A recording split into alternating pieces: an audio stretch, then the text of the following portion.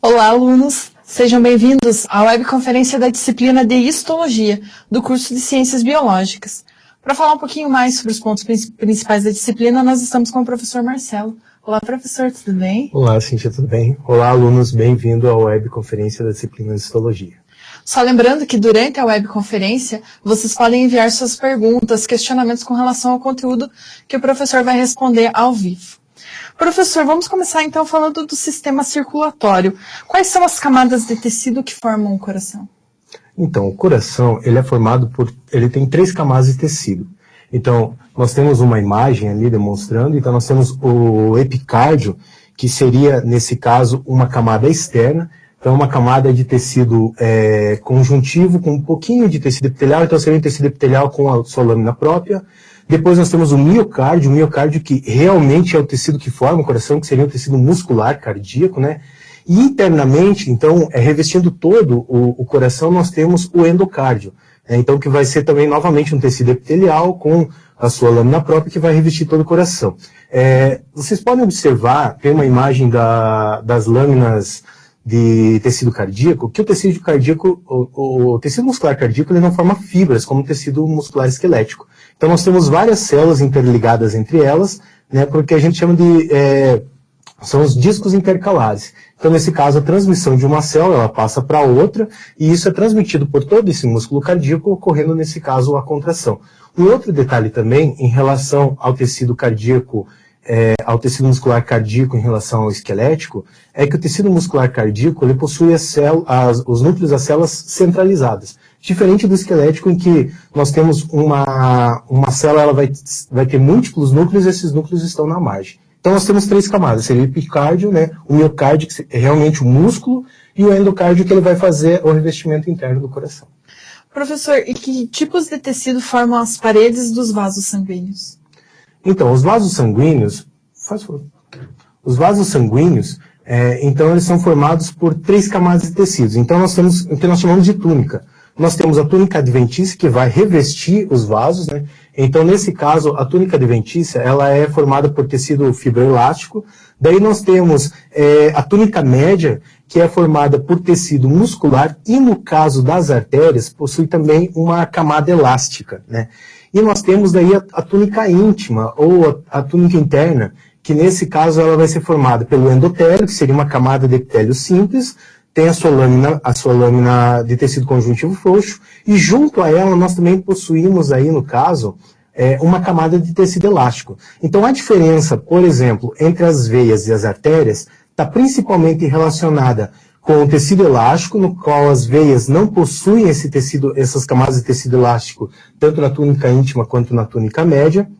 E além disso também, na túnica média, as artérias elas possuem uma camada muscular muito maior do que nas veias, porque elas têm que suportar, nesse caso, a pressão na artéria é maior. Então essa pressão ela é suportada tanto por esse tecido elástico, que vai auxiliar, no caso, para ela manter a pressão sanguínea, né, mais alta, e também o tecido muscular vai auxiliar, nesse caso, para manter essa pressão.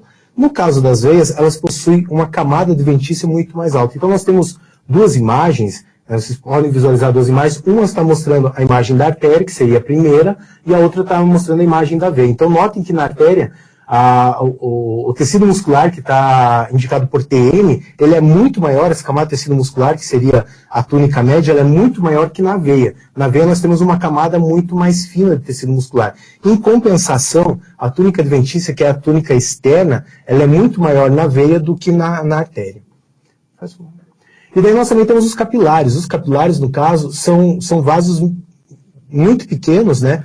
Em que nós temos somente uma camada de célula epitelial que vai revestir esse vaso. Então, se vocês notarem, olhem essa imagem, nós temos o que está corado em azul seria o núcleo das células epiteliais que estão revestindo esse vaso.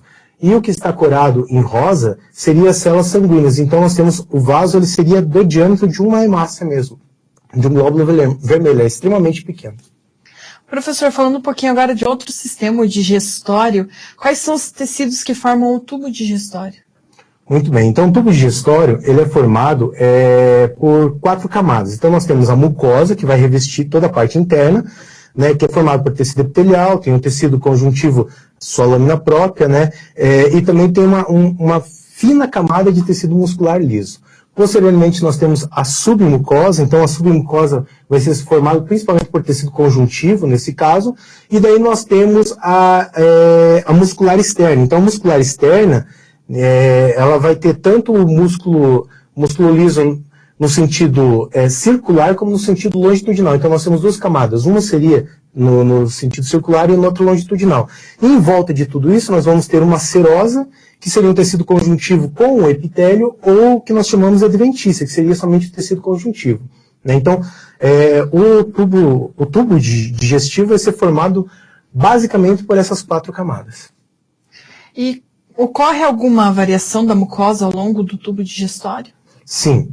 Então, o que acontece é que no tubo digestório nós temos a parte do esôfago, né? Na verdade são 4 partes: esôfago, estômago, intestino delgado e intestino grosso. E cada um, ele desempenha um papel diferenciado. Então, no esôfago, o que nós temos aqui nós temos uma mucosa com tecido epitelial estratificado, não queratinizado. Então, nós temos várias células, seria no caso a letra A, né, a imagem A. Então, note que nós temos aqui uma camada muito grande de tecido epitelial, que seria um tecido de proteção. Então, seria a função dele proteger, nesse caso, o esôfago. Posteriormente, na letra B, nós temos, então, um tecido aqui que seria um tecido de excreção. Então, nós temos aqui um tecido epitelial de camada simples, mas ele é um tecido que ele vai ter uma grande quantidade de excreção. Seria principalmente, nesse caso, o tecido do estômago.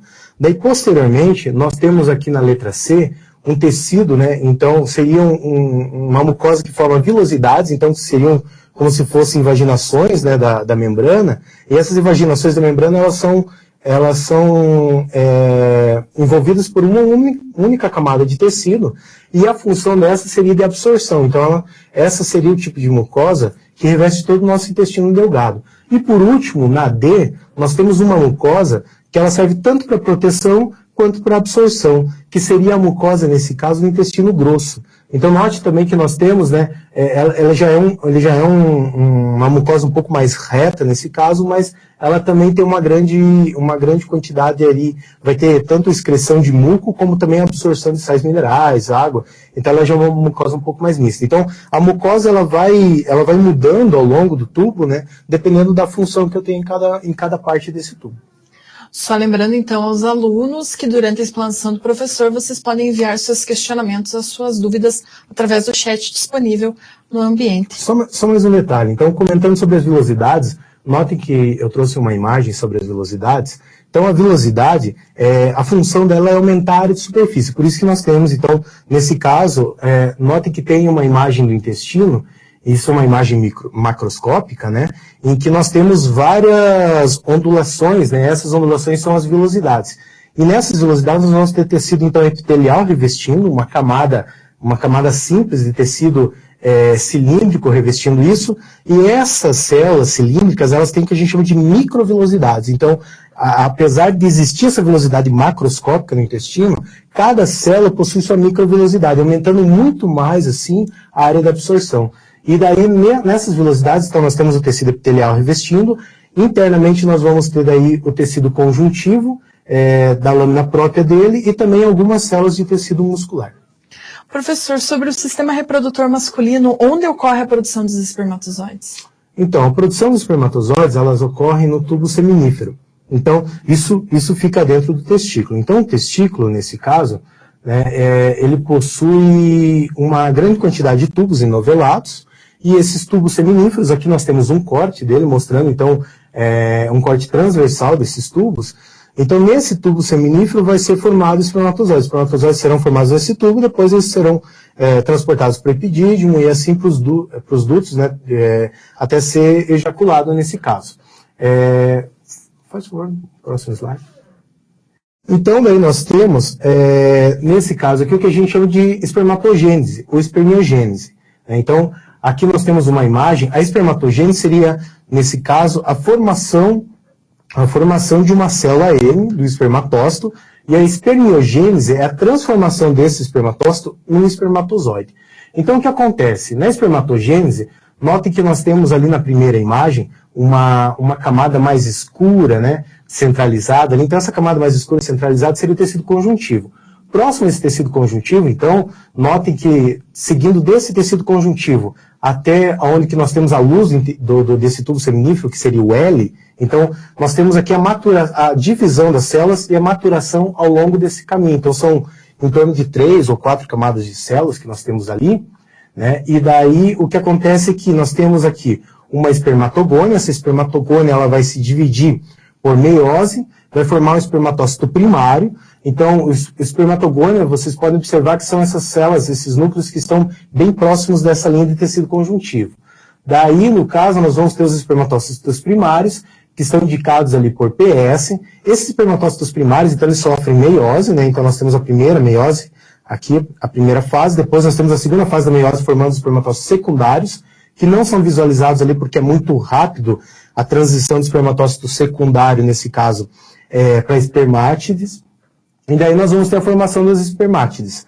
As espermátides, então, já são células N. Então, nós temos as espermatogônias, são células 2N, vão sofrer meiose e vão formar células N, gametas, né? São as espermátides. Dessas espermátides, depois elas vão sofrer uma transformação, daí sim nós vamos ter a formação do flagelo, né? A característica do espermatozoide. Vamos ter as mitocôndrias indo para a parte posterior, o núcleo central, o acrossome, que seria a vesícula para auxiliar na fecundação. Então, esse processo de transformação da espermátide em espermatozoide é o que a gente chama, então, aqui de espermiogênese. Nós temos algumas perguntas, professor, da Glauciele. O que acontece com os espermatozoides que são armazenados caso não sejam expelidos, por exemplo, em uma relação? Eles podem ser reabsorvidos. Então, eles vão ficar... A maturação dos espermatozoides acontece no epidídimo, né, que é posterior, no caso aqui, aos tubos seminíferos. E se não houver a utilização, digamos, desses espermatozoides, eles vão ser reabsorvidos pelo corpo. Tem mais uma pergunta da Glauciele. O homem é responsável pela definição do sexo do bebê. Por que tem homens que, por exemplo, têm 5 meninas e nenhum menino? O cromossomo Y dele é deficiente? Como isso ocorre? Bom, geralmente é uma questão,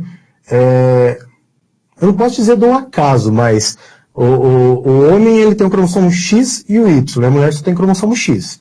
Então, se tiver a junção de 2X é uma mulher, se tiver a junção do X da mulher com Y, né, vai ser um menino. A princípio, isso é uma questão ao acaso. Você tem 50% de chance de se formar meninos ou formar meninas. Claro, existem, eventualmente, dependendo da situação fisiológica da mulher, existe talvez uma probabilidade de você ter uma chance maior de desenvolver um sexo ou outro, mas a princípio isso é ao acaso. Pode acontecer de ter algum problema? Pode. Mas, a princípio, aí, se não for detectado nenhum problema, geralmente acontece ao acaso. Então, você tem 50% de chance de ser menina. O fato de você ter uma menina, inicialmente, não influencia no próximo filho. Então, a chance de você ter outra menina é 50% de novo. Então, né? Então, nesse caso, se eu tiver 2 meninas, né, e tentar de novo ter um menino, a chance é a mesma. Não influencia. Então, o fato de eu ter 3 meninos anteriormente não quer dizer que a chance de ter um menino agora ou uma menina vai aumentar. Ela fica a mesma coisa. Glauciele continua os questionamentos dela. Ela diz assim, é mito que dizem que em um testículo forma X e no outro Y? Sim. Isso é mito. Então, porque numa célula masculina, numa espermatogônia, você tem o X e o Y. Eles estão pareados, né? Então, isso está na célula. Quando ocorre a divisão dessa espermatogônia, forma meiose, ela vai formar 4 gametas masculinos, né? Então, no caso, você vai ter uma célula 2N formando 4 células N. 50% dessas células tem X e 50% tem Y. Isso indiferente de qual testículo que está acontecendo. Cada célula germinativa masculina 2N, espermatogônia, tem capacidade de gerar 50% dos seus gametas com X e 50% com Y. Exceto se houver algum problema na divisão, mas daí é uma questão de erro durante a divisão, né? Nós temos uma pergunta da Carla, qual a diferença entre o ovócito primário e o secundário? Nós vamos agora também falar sobre o sistema reprodutor feminino, né, professor? Aproveitando a pergunta da Carla. Ok, então nós temos uma imagem aqui que mostra, então o folículo, na realidade, né, o folículo primário, porque nós temos o ovócito primário e secundário.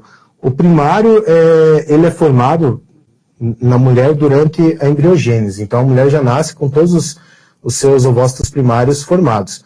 E, posteriormente, vai ocorrer a divisão desse ovócito, formando o ovócito secundário, que vai ser liberado durante a ovulação. E para a formação desse ovócito, então, nós temos a formação dos folículos. Então, o que acontece? Um folículo primordial, que seria um ovócito circulado por uma camada de células, ele começa, nesse caso, esse folículo começa a aumentar. Então, ali nós temos uma imagem do folículo primário. Então, nós temos no folículo primário, nós temos aqui o ovócito centralizado. Então, essa região central ali seria o ovócito, né? Essa região mais clara, é bem visível o núcleo dele. E em volta dessa região mais clara, nós temos uma camada de glicoproteínas, né? Então, essa camada de glicoproteínas é o que a gente chama de zona pelúcida, que inclusive ela que vai gerar depois o isolamento do óvulo no momento que ocorrer a fecundação, para evitar que outros espermatozoides fecundem, né, esse óvulo. E posteriormente ali nós temos um envoltório de células granulócitas, que seriam aquela região em volta da área branca, né, aqueles pontinhos rosas. Então são várias células que vão fazer uma camada ali em volta do ovócito. No folículo secundário, note que nós temos ali uma imagem, um esquema. No folículo secundário começa a surgir espaços dentro dessa camada de células granulócitas, e esse espaço, né, ele vai se encher de líquido. Então esse espaço ali vai formar o que a gente chama de antro. Então seria uma cavidade cheia de líquido, e em volta também de todo esse ovócito nós temos a formação de uma teca interna e teca externa, que seria aquela camada mais clara em volta de todo o ovócito aqui. Então note o seguinte, a diferença entre o primeiro e o segundo seria que no segundo nós temos uma camada de células granulócitas muito maior em volta dele, e a formação dessa cavidade. Então essa cavidade, né, esse antro folicular, então ele vai se encher de líquido, e daí posteriormente, no ovócito terciário, ou ovócito maduro, o que acontece é que nós temos um aumento muito grande dessa cavidade.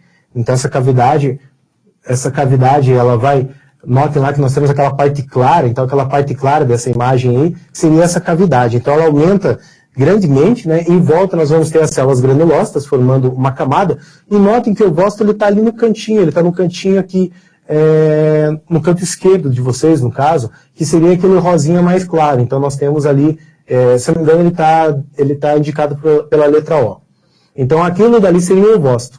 E note que agora nós temos o que a gente chama de cúmulos ou furos, que seria que as células granulócitas estão formando uma base. Então seria a letra, a figura C ali. Notem que as células granulosas estão formando uma base e estão prendendo esse ovócito. Então agora nós temos um folículo maduro.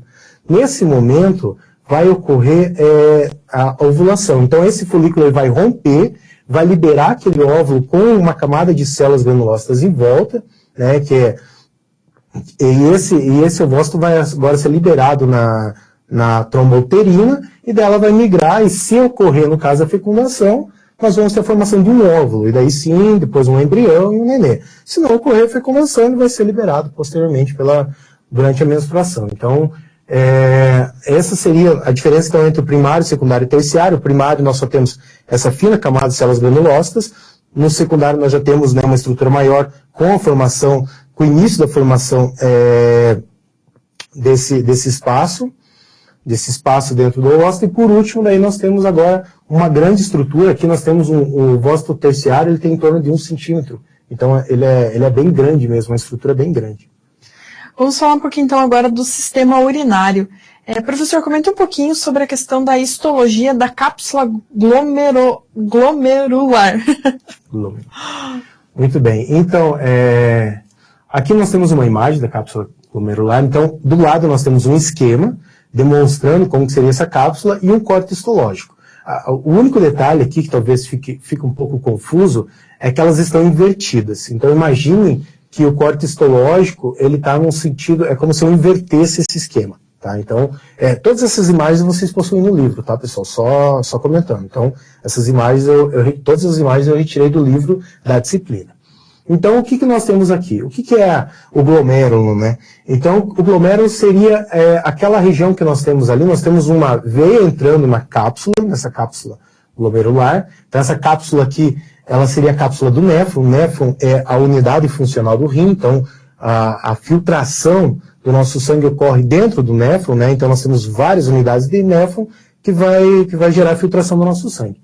Então, ali nós temos uma cápsula glomerular, e note que nós temos ali uma arteríola aferente que está entrando nessa cápsula, uma eferente que está saindo dessa cápsula. Então, nós temos a circulação, né, nós temos uma artéria que entra nessa cápsula, dentro dessa cápsula nós temos um emaranhado de capilares, que é aquele emaranhado central, faz um novelo de capilares, né? E daí depois nós temos uma artéria saindo. Então o que acontece? O sangue ele vai entrar nesse emaranhado de capilares e devido à pressão sanguínea, e como esses capilares eles possuem uma membrana fenestrada, possuem como se fossem, entre aspas, alguns espaços, algumas frestas, né? Não é bem dessa forma, mas funcionaria como se fosse uma peneira, algo assim.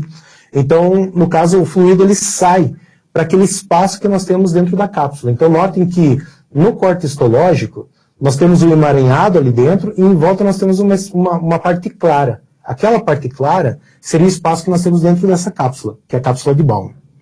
Então o que acontece é que o fluido, né, que seria o plasma, somente com pequenas partículas, ele vai sair desse capilar para essa região. Então aqui nós vamos ter um filtrado inicial, um filtrado mecânico. A pressão sanguínea vai gerar isso e nós temos o fluido saindo. Esse filtrado ele vai ser capturado, então, ali pelo polo urinário. Então, o polo urinário, na imagem histológica, ele está no canto superior esquerdo de vocês. O canto superior esquerdo. Então, nós temos ali o polo urinário. Ali vai ser capturado esse filtrado inicial. E esse filtrado inicial, depois ele vai passar ao longo do néfron, né? E daí nós vamos ter reabsorção de algumas substâncias, excreção de outras substâncias, até a formação da urina no ducto coletor.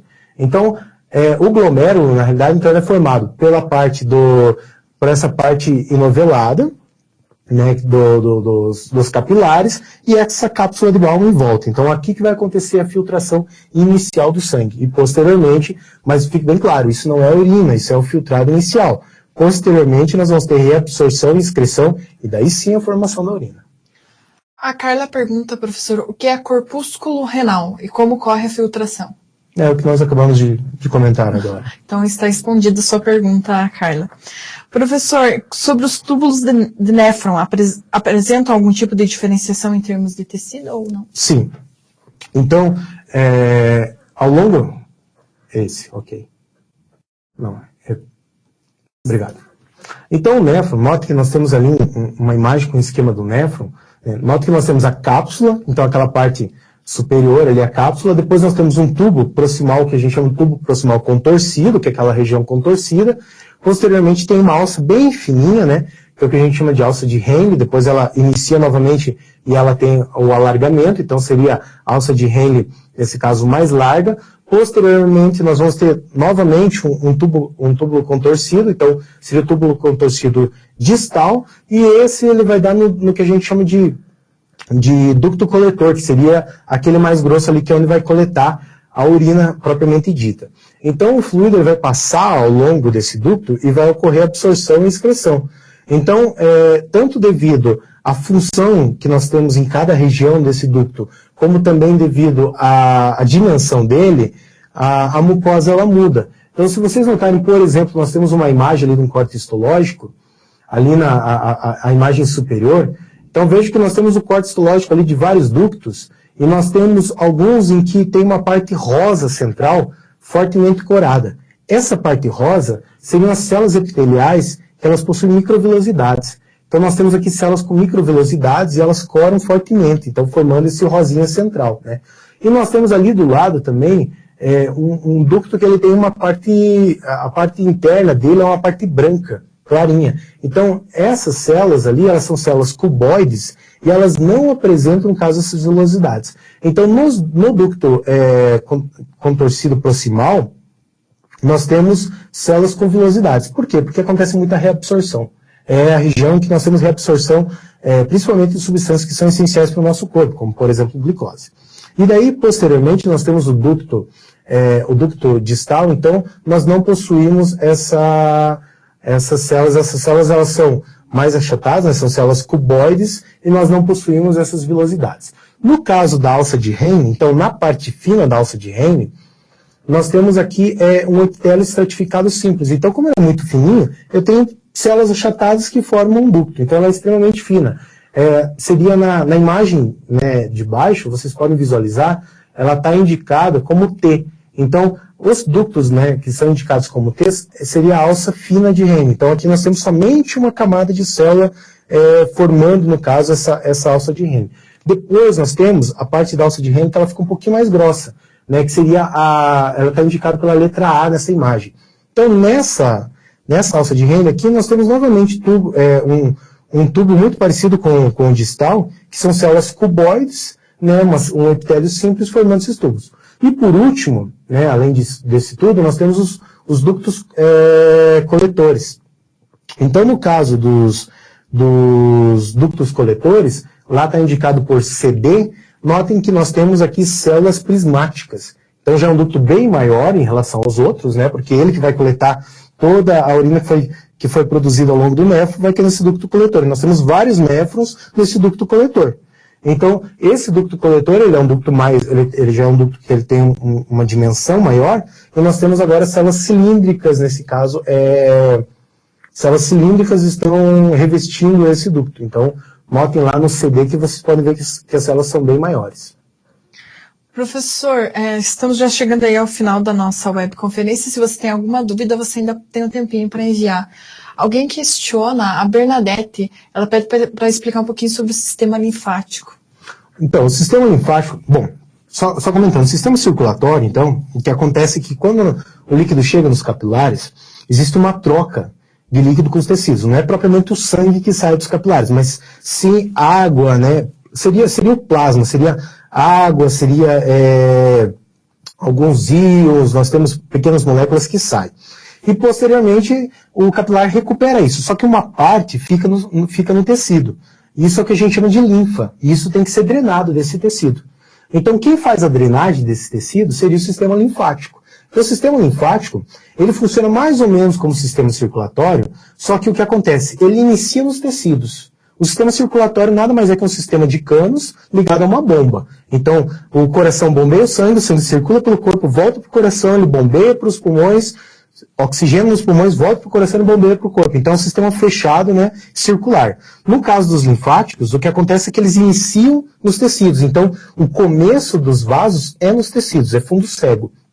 E a forma do vaso, em termos de tecido, ele é muito parecido com as veias. Então, ele é característico como as veias.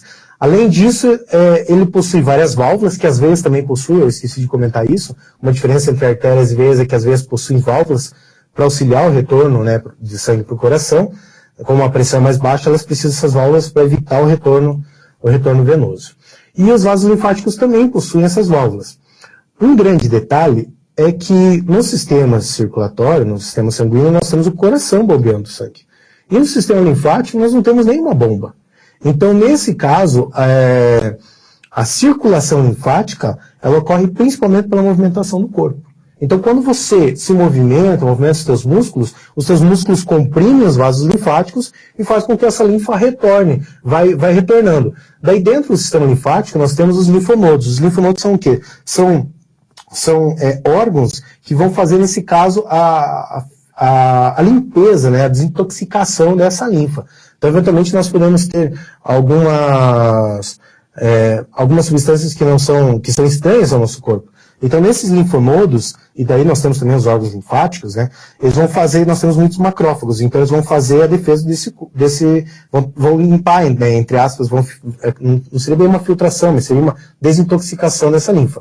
E tudo isso vai ser drenado, então todo o sistema linfático vai ser drenado, vai formando tubos cada vez maiores, então, até ele desembocar na veia cava superior, que é próxima da entrada do coração. A veia cava superior, a veia cava é a veia que retorna, né, todo o sangue para o coração. Então ele vai desembocar na veia cava superior, então todo esse líquido que foi drenado do corpo, ele vai retornar para o coração. Por isso que quando você faz uma drenagem linfática, que seria uma massagem, né, você faz com que esse líquido que está parado no sistema linfático, ele retorne para o sistema circulatório. Mais alguma questão? Professor, vamos então terminar falando um pouquinho da prova. Ok. Como vai ser a prova? O que os alunos têm que estudar aí? Muito bem, então a avaliação, dessa vez ela vai ter questões, a vez passada ela foi mais descritiva, né, do que múltipla escolha. Dessa vez eu mudei um pouco, coloquei mais múltipla escolha, verdadeiro ou falso, mas também tem algumas descritivas, e eu coloquei muitas imagens. Então, como são tecidos em relação aos órgãos, eu coloquei a imagem de cortes histológicos para auxiliar, nesse caso, a interpretação das questões. Então, a avaliação ela possui imagens de cortes histológicos, né? Então, eu quero que vocês prestem atenção na interpretação desses cortes, utilizem, no caso, a webconferência e as atividades que nós desenvolvemos ao longo das unidades como um roteiro de estudo, né? Mas não deixem de ler o livro da nossa unidade, da nossa disciplina. Então, isso é muito importante. E se tiverem qualquer dúvida, mandem no fórum de dúvidas, né? Que nós tiramos as dúvidas, então podemos discutir isso. Então, prestem muita atenção nessas imagens de lâminas, né, de corte histológico que nós temos no livro. Todas as imagens que eu utilizei hoje na webconferência, eu retirei do livro da disciplina. Ok? Então preste atenção na interpretação dessas imagens, porque esses cortes histológicos demonstram como que os tecidos eles estão formando a arquitetura dos órgãos. Então é extremamente importante isso. Obrigado, professor. Obrigado, alunos. Até a próxima e bons estudos. Obrigado, Cíntia. Obrigado, alunos. Bom estudo a todos e desejo sucesso na avaliação. Até mais.